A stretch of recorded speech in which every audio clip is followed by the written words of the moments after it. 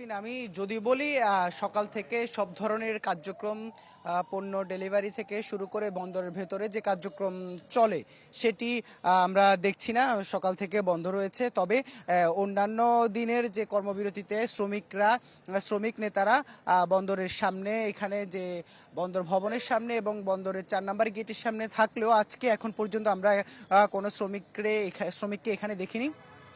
তবে আমরা অভিযোগ পেয়েছি শ্রমিকদের পক্ষ থেকে, দুজন শ্রমিক নেতাকে তুলে নিয়ে যাওয়ার অভিযোগ করা হয়েছে। যদিও এই বিষয়ে এখন পর্যন্ত প্রশাসনের পক্ষ থেকে কোনো কিছুই জানানো হয়নি।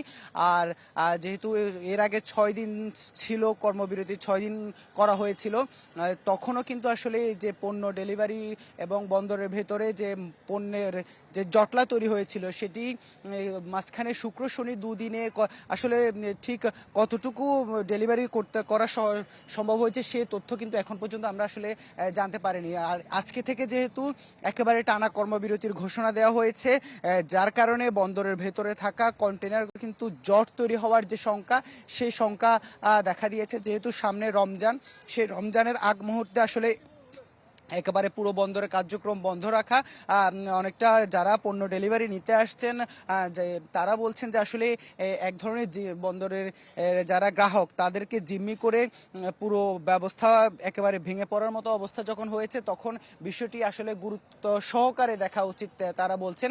আর আমরা এখন পর্যন্ত আসলে যেহেতু শ্রমিক নেতা কাউকে আজকে এখন পর্যন্ত পাইনি, তাদেরকে পেলে পরবর্তী যে তারা আসলে কোন ধাপে আগাচ্ছেন বা কোন পদক্ষেপ তারা নিচ্ছেন সে বিষয়টিও জানতে পারবো। বন্দর কর্তৃপক্ষ যেহেতু অফিস খোলা শুরু হয়েছে, তারপরে জানতে পারবো যে বন্দর কর্তৃপক্ষ কি সিদ্ধান্ত নিচ্ছেন।